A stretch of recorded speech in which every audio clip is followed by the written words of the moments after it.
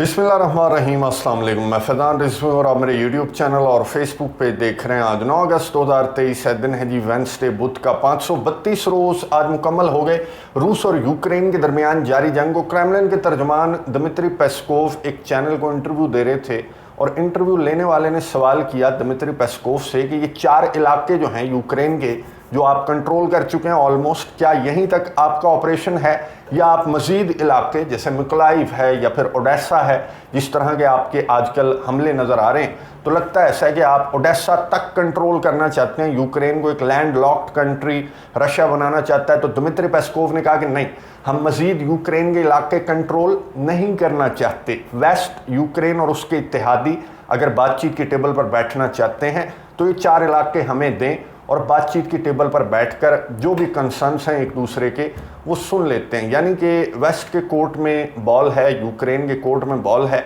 अगर वो बातचीत की टेबल पर बैठना चाहते हैं तो रशिया का ऑपरेशन यहीं तक महदूद रहेगा। लेकिन जिस तरह के फैसले सामने आ रहे हैं वेस्ट की जानिब से, अमेरिका और उसके इत्तेहादियों की जानिब से, तो लगता बिल्कुल नहीं है कि वेस्ट का बातचीत की टेबल पर बैठने का कोई मूड है, ना ही यूक्रेन का मूड है। बल्कि यूक्रेन तो ये समझता है कि ना सिर्फ हम ये 4 इलाके, बल्कि उसके बाद भी हम, गुज़िश्ता वीडियो के अंदर मैंने आपको बताया कि यूक्रेन के डिफेंस मिनिस्ट्री के तर्जमान ने कहा कि 4 इलाके रशिया से वापस लेने के बाद भी हमारी जंग जो है वो रूस के साथ जारी रहेगी। तो इस तरह के फैसले और इस तरह के बयानात जब सामने आएंगे तो फिर रशिया की जानिब से रद्द अमल भी ठीक वैसा सामने आएगा। आज रशिया के डिफेंस मिनिस्टर सर्गेई शोइगु ने एक बहुत इंपॉर्टेंट मीटिंग चेयर की और इस मीटिंग के अंदर बहुत इंपॉर्टेंट फैसला सर्गेई शोइगु की जानिब से सुनाया गया और वो मीडिया पर इस वक्त सुर्खियों में वो फैसला रशिया का है, क्योंकि वो फैसला बहुत ख़तरनाक है और एक्सपर्ट्स ये कह रहे हैं कि रशिया का फैसला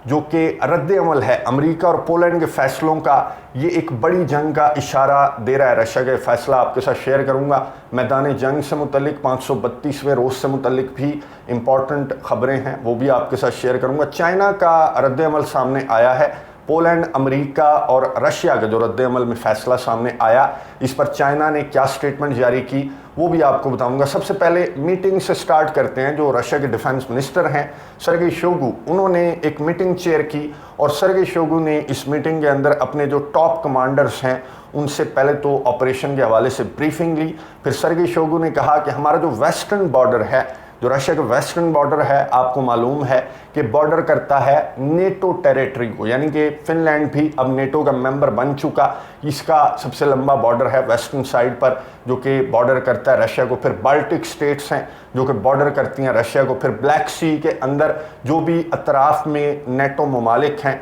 तो उसको लेकर सर्गेई शोइगु ने बहुत ज़्यादा कंसर्न जाहिर किए। और साथ साथ पोलैंड और लिथुआनिया, जो कि डायरेक्ट जो मेनलैंड रशिया है उसको तो बॉर्डर नहीं करते, लेकिन कैलिनिनग्राड को बॉर्डर करते हैं। ये दोनों नेटो कंट्रीज़ जो हैं, लिथुआनिया और पोलैंड। आपको मालूम है कि आजकल इन दोनों ममालिक की जानिब से भी बहुत ज़्यादा बोल्ड किस्म के फैसले सामने आ रहे हैं, जिस पर कंसर्न जाहिर किए रशिया के डिफेंस मिनिस्टर ने और फैसला सुनाया कि हम अपने वेस्टर्न बॉर्डर को बहुत ज़्यादा मजबूत करने जा रहे हैं। वेस्टर्न बॉर्डर के ऊपर जो हमारी फोर्सेस हैं उनकी तादाद में भी इजाफा किया जाएगा और वहाँ पर असलहा, गोला बारूद भी डिप्लॉय किया जाएगा, रशिया के डिफेंस मिनिस्टर ने कहा।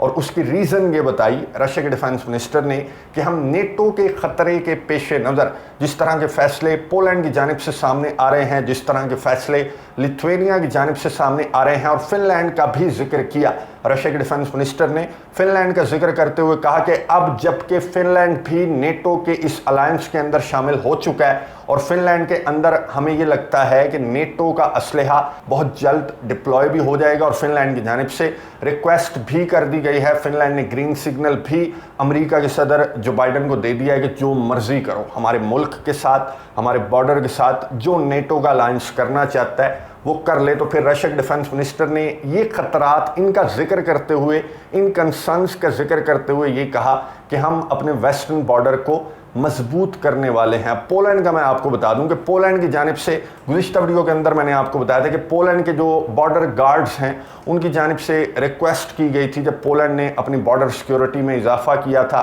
वागनर्स के ख़तरे के पेश नज़र। तो वहाँ पर जो कमांडर हैं बॉर्डर गार्ड्स के, उन्होंने पोलिश ऑफिशियल से रिक्वेस्ट की कि हमें मज़ीद फ़ौजी चाहिए, क्योंकि बॉर्डर के ऊपर जो ख़तरा आपको लग रहा था, नज़र आ रहा था, वो बहुत ज़्यादा है। जो दूर से नज़र आ रहा है तो करीब आकर देखेंगे तो यहाँ पर बहुत ज़्यादा ख़तरा है। तो हमें 1000 मज़ीद फ़ौजी चाहिए। कितना फ़ौजी मांगा? 1000। और पोलैंड ने कितना दिया? 2000। पोलैंड की जानिब से आज 2000 फौजियों को मूव कर दिया गया है, जो बेलारूस के साथ पोलैंड का बॉर्डर है। यानी कि 1000 मांग रहा है आपका कमांडर और आप उसे 2000 फौजी भेज रहे हैं। बॉर्डर के ऊपर अपने फौजियों की तादाद में इजाफा कर रहे हैं। साथ ही अमेरिका से पोलैंड बहुत ज़्यादा रिक्वेस्ट कर रहे थे कि ईस्टर्न फ्लैंक को मजबूत करो, यहाँ पर नेटो के फौजी होने चाहिए, ये ना हो कि वागनर्स जो हैं वो सवाल की गैप का रुख कर लें। तो इस फैसले के रद्द अमल में सर्गेई शोइगु ने कहा कि हम भी अपने वेस्टर्न बॉर्डर को मजबूत करने वाले हैं नेटो के ख़तरे के पेश नज़र। अब ये तो वो फैसला था जो कि ऑन कैमरा, और वो रीज़न थी जो ऑन कैमरा रशिया के डिफेंस मिनिस्टर ने बता दी कि हम वेस्टर्न बॉर्डर को मजबूत कर रहे हैं। और रीज़न है नेटो का थ्रेट, जो कि पोलैंड से फ़िलहाल रशिया के डिफेंस मिनिस्टर ने कैमरे के सामने कहा कि पोलैंड से हमें नेटो का थ्रेट महसूस हो रहा है और फिनलैंड से भी नेटो का थ्रेट महसूस हो रहा है, इसलिए हम अपने वेस्टर्न बॉर्डर को मजबूत करेंगे। रियल रीज़न मैं आपको बता दूं, रियल रीज़न इस फैसले की बहुत बड़ी वजह है। और ये फैसला रशिया की जानिब से क्यों किया गया, ये वीडियो आपको नज़र आ रही होगी, पुरानी वीडियो है जो कि अब जारी की गई है। मॉस्को के अंदर जो CCTV कैमरे हैं, ये उनकी वीडियो है जो कि गुज़िश्ता दिनों जो ड्रोन हमले यूक्रेन की जानिब से किए गए रशिया के दारुल हुकूमत पर, ये उनकी वीडियो है। आज भी यूक्रेन की जानिब से 2 मज़ीद ड्रोन्स भेजे गए मॉस्को की जानिब, और ये रिटेलिएशन थी। गुज़िश्ता रोज़ जो हमला डोनेट्स्क रीजन के अंदर रशिया की जानिब से किया गया, उसके रिटेलिएशन में मॉस्को की जानिब 2 ड्रोन्स भेजे यूक्रेन ने, और रशिया के डिफेंस मिनिस्टर ने दावा किया कि दोनों के दोनों ड्रोन्स को हमने दारुल हुकूमत पहुंचने से पहले ही मार गिराया। और ये हमले जो हैं, रशिया के डिफेंस मिनिस्टर ने कहा कि यूक्रेन के ड्रोन हमले हमने नाकाम बना दिए। लेकिन यूक्रेन का एक हमला तो कामयाब हुआ, लेकिन अभी तक रशिया ने एडमिट नहीं किया कि ये यूक्रेन का हमला था। ये आपको वीडियो नज़र आ रही होगी। अब मॉस्को के जो ऑफिशियल्स हैं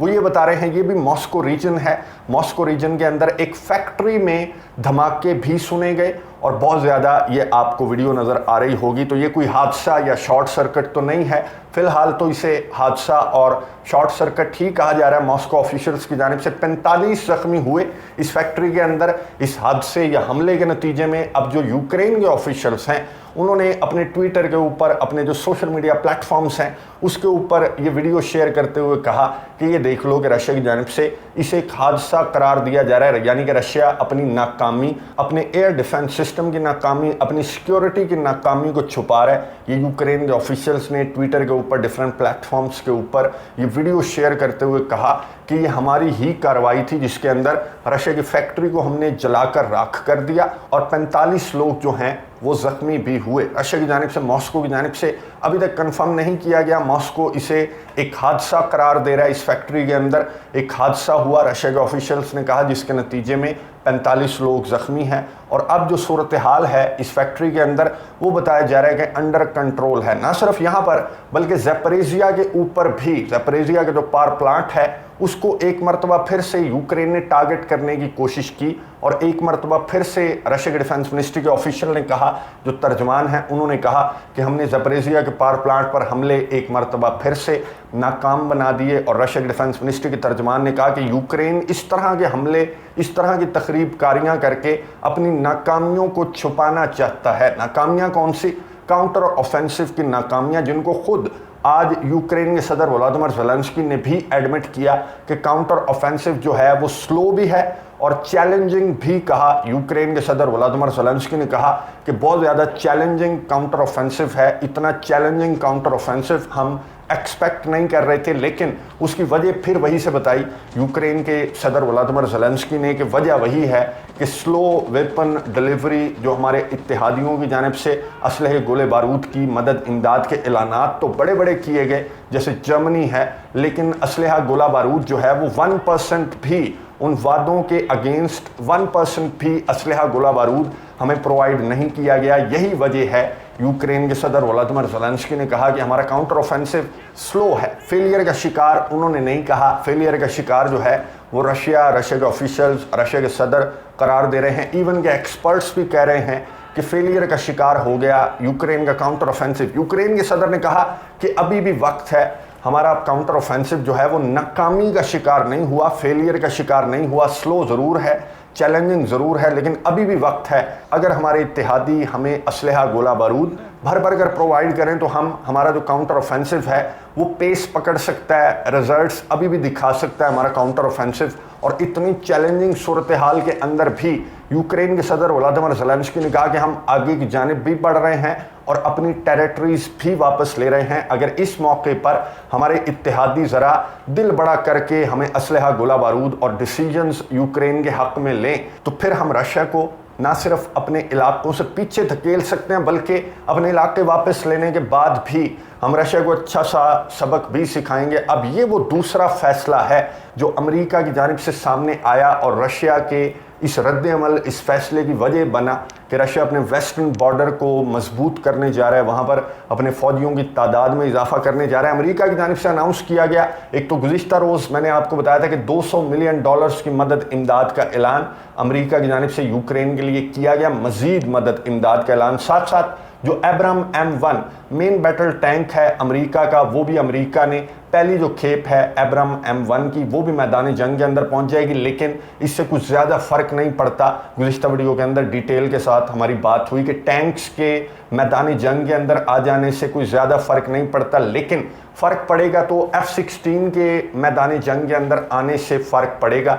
F-16 जब यूक्रेन और रशिया की फ़िज़ाओं में F-16 की घन गरज सुनाई देगी तो इस जंग पर बहुत ज़्यादा फ़र्क पड़ेगा। आज अमेरिका की जानिब से जो पेंटागन की डेप्यूटी प्रेस सेक्रेटरी हैं सबरीना सिंह, उन्होंने कंफर्म किया कि अमेरिका के सदर जो बाइडन ने, जो कि कल तक बहुत ज़्यादा बहाने बना रहे थे, इवन के यूक्रेन के पायलट्स की अंग्रेज़ी को लेकर भी बहाने बनाए जा रहे थे, ये जो जेट है ये कितना महंगा है, इस पर भी जो जनरल मार्क मिली हैं अमेरिका के टॉप जनरल, उन्होंने भी बहाने बनाए। बहुत ज़्यादा बहाने बनाने के बाद अब सबरीना सिंह ने कंफर्म कर दिया कि अमेरिका के सदर जो बाइडन ने ग्रीन सिग्नल दे दिया है और इसी महीने यूक्रेन के पायलट्स की ट्रेनिंग स्टार्ट हो जाएगी।